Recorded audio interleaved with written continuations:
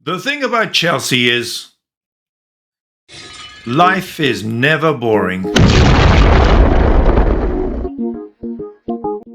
Hey chaps, welcome back to properchels.tv, your one-stop Chelsea news channel. I'm your host Logan Blue. And in today's episode, we're going to be doing a match preview where we look into the history of Chelsea versus Wolves, because it's not as straightforward as you might assume. And also, we're going to just do a bit of a preview in relation to what team I believe we need to pick to beat them today. So, without further ado, let's jump straight into it. Okay, so here we are referencing the Always Wolves site. So thank you to them for the statistics. As you can see, there's two lots of head-to-head we can review here. One is the Premier League head-to-head. Now, Wolves haven't always been in the Premier League, so that number isn't as big as it might otherwise have been. But during the Premier League era, so from 1992 onwards, Wolves have played Chelsea 20 times. During that time, Wolves have won 6, Chelsea have won 10, and we've had 4 draws. So again, that's pretty darn close considering Chelsea in the Premier League era, well, certainly post 1999, when we really started to find our own and finish in the top 3 or 4 every season, or post 2004-05 when Roman took over, when we really started to dominate, you would expect the stats would be far more in our favor. So 10 and 6, it's reasonably close. But when you look historically, as in throughout our history, we played 117 times. Wolves have won 43, we've drawn 30, and Chelsea have only won 44. So across time, like over the last 100 years or so, it's ridiculously close. So it's a 6 and 2 threes. There's a coin toss as to who is actually the quote unquote bigger team. So ultimately, every team has a certain amount of bogey teams that you just, for whatever reason, you just don't want to play because it never goes well for you or rarely goes well for you, and they always give you a hard time. I certainly, in my lifetime, I've never really thought of Wolves as a bogey team, but now that I'm drilling down into the stats, and you can see that 117 games, 43 wins for them, 44 for us, that's crazy. That's like ridiculously close. That's us versus, I don't know, Man United or something. You'd think, okay, well, yeah, look at the two big teams. It's they win, we win. It's a draw kind of thing. But Wolves, again, historically seem to be one of our bogey teams. Now, far more relevant than the historical because information, because obviously everything moves on as far as the teams that they field. But in the last 20 meetings, have a look at this. Wolves have won 6 games with 5 home wins and 1 away win. Okay, Chelsea have won 10 with 6 home wins and 4 away wins, and there have been 4 draws. Okay, Wolves have scored 20 goals. Chelsea have scored 41. And yet, statistically, not much in it, even though we've doubled the amount of goals that they've scored. Now, importantly, the last 6 matches, this is what I think is really relevant to us. Okay, the last season, of course, they did the double over us, which we hate. Nobody likes when a team does the double of you, and it's even worse when it's a team that you think you should be beating comfortably. Okay, so last season, of course, they beat us 4-2 at Stamford Bridge. Just an embarrassing match for us, which I do not want to relive. And it was a closer match at just before Christmas at Wolves, and they won that one 2-1. Go back again, and Wolves beat Chelsea 1-0 on the 8th of April 2023, but we beat them 3-0 at Stamford Bridge. That's the last really comfortable win that we've had. 2021, there were 2 draws, 0-0 and 2-2. Okay. As far as where we're going in this match, it's interesting because they've started their season badly. But again, they played Arsenal, who are one of the favourites. They're actually my pick for the title this year. But they played Arsenal away. They lost 2-0. It was a pretty comfortable game, all things being said and done, for Arsenal, and like a free hit for Wolves because, again, They're playing Arsenal. Same for Chelsea, because our first match, of course, last week was against Manchester City. And yes, we're Chelsea. And yes, we're at home. And yes, we should be butting heads with the big teams in the league because we're a big team in the league. But the Chelsea vintage is long gone now.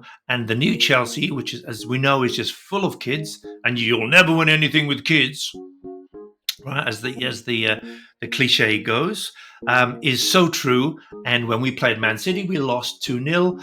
They didn't humiliate us, but again, they never got out of second gear, as I said in my match report. So this is really interesting. But let's have a quick look now at the team that I think we need to put out to win this match. It's not going to be the team that Enzo will pick, unfortunately. But the formation and the team that I want to pick, I think, will put a few noses out of joint as far as some players, but it will make us very strong in the actual 60, 70 minutes before we bring on subs. And then the subs that we can bring on, absolute game changers who could be in the first team, should be in the first team. But we can only field 11 players. So let's jump into that. So here's the team that I have picked for the match versus Wolves. It's the team I believe we should play in order to beat them. However, let's not fool ourselves. It's not the team that Enzo will pick, because Enzo will be Enzo and will play his favorites. Even though he's very new in the job, he already has his favorites, such as in goals. Let's drill down into this. So in goals, I've got Jorgensen in place of Sanchez. Why? You know the answer to that. I don't need to explain. Sanchez is just Sanchez. He's the sort of player who will make some absolute worldies, some amazing saves, and you're like, wow, how the hell did he get to that? But then he will just pass it to an attacker in the penalty area and give up a goal, and we'll lose the match. He is always just a brain fart away from just losing us the game, right? I don't want him anywhere near the squad, let alone the team. But for reasons known only to Enzo, he's our number one. However, I would play Jorgensen. Now, I don't even know if Jorgensen is that great a goalkeeper. I've not seen enough of him. But what little I've seen tells me that he's better than Sanchez. But even if I'd not seen anything, and I was just trusting the coaches, the scouts rather, who bought him because he's an excellent keeper and he can challenge for the number one spot, I would still pick him just based on his reputation alone in place of Sanchez, because I'd have anyone in place of Sanchez. Okay, but again, Enzo has come out and said that Sanchez is his number one for the Premier League, and that Jorgensen is his number one for the Conference League. I just think we need a spine, and I would always start the best keeper, just like I would always start the best defenders, and only rotate when you need to, not just because rotation is something that you feel you should do to give everyone a go. The players are getting paid either way. Let's not forget that. Okay, so at left back, I played technically a 4-2-1-3, but realistically it's a 4-3-3. So we'll call it that. I've got Cucurella at left back. He'll invert, obviously, when we are in possession. Okay, when they're in possession. So that way, actually, sometimes both, because what it does, of course, when a defender inverts, it gives us an extra man in midfield and allows us to play the formation that I've picked now. So we've got Marc Cucurella on the left. Okay, I think our best central defensive partnership is Colwill and Fofana for now. Okay, I haven't been 100% convinced by either of these players, but we have to give them a run of games to see if they get an understanding. Because in theory, Colwill is a future captain of Chelsea, like an aggressive John Terry, die for the shirt type of player. And Fofana, of course, was brought in with much fanfare and then got injured, and so we didn't really see him much. So If he stays fit, if Colwill stays fit, I think they're going to be our central defensive pairing. And I don't think anyone, even Enzo, won't change that. On the right, we've got Gusto. We don't have a choice. James is injured. Okay. Now, in defense, this is where I think I've gone against what Enzo will do. I've gone for a 6-6 pivot. So I've got Lavia and Caicedo. Now, I've got these because Wolves are really good on the counter-attack and because Enzo is slow. So I don't believe that if you've got to drop one of the midfield to make sure you have more players, in the attacking third. I know he's a £100 million player and Lavia is a 60 million pound player. But by God, from what I've seen of Lavia in preseason, right? And Caicedo, even though he has started slow, he's still Caicedo and he's going to be the new kind of Essien. I think he's going to be the guy that bullies some of the buffalo for us, right? So Lavia and Caicedo are my picks for handling the defensive part of midfield. I've then put Palmer into midfield. Now I've put him in this formation as a floating 8. Okay. 8 to 10, depending, of course, on what phase of the game it is. I think if we have him there, he can play the role of the quarterback and basically just keep getting past the ball, move, pass, move, right? On the left, I've got Pedro Neto. And on the right, I've got Madueke. Now, I absolutely think we need Madueke because he has started the preseason well. He started the Conference League well. And we're talking about selling him, and it's madness to even consider selling him. He's by far our best attacker, a wide attacker up to this point in the season. And also, he's not the finished article, and I think he has a very high ceiling.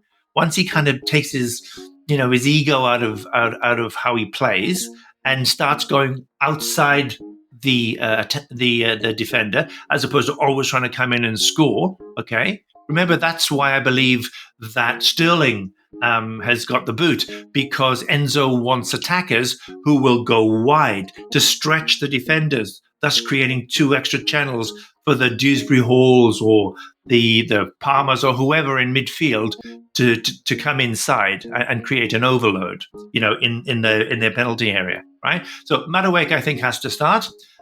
Jackson up top. He hasn't started particularly well, but he didn't start particularly well last season, and he still bagged, 14, 15, I think it was 15 goals from open play. And if he'd been on penalties, just remember this, if he'd been on penalties, I think Palmer got 9 penalties or thereabouts. If Jackson had been on penalties and had scored 7 of the 9, he would have been a 20-goal striker. And not every striker, but most strikers take penalties as well. Okay, so he had a very good season, even though he missed as many goals as he scored, if not more. Right? Imagine if he scores 20% more. Suddenly he's pushing 20 just in Premier League goals without penalties. Okay, so that's the skinny on the formation that I think we should pick. I think this will be about 80% of Enzo's team. There'll be, obviously, like I said, obvious changes. I don't think Madueke will start. I think Palmer will be out on the right.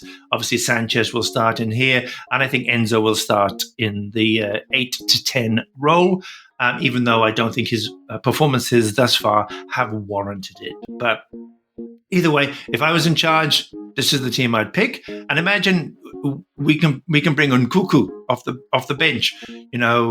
We can bring, who else have we got on the bench? God, let's have a look. On the bench, we'd have Felix. Oh yeah, Felix, Mudryk. Not that he's been playing particularly well. Gu, right? Mark Gu. Wow, come on. We've got a whole first team sitting on the bench that we can bring on to change the game in 60, 70 minutes if we need to. But again, this is the team I think we need to pick in order to win it. Okay, then, that's all the news that's fit to print, and quite a bit that isn't. As always, thank you again for watching.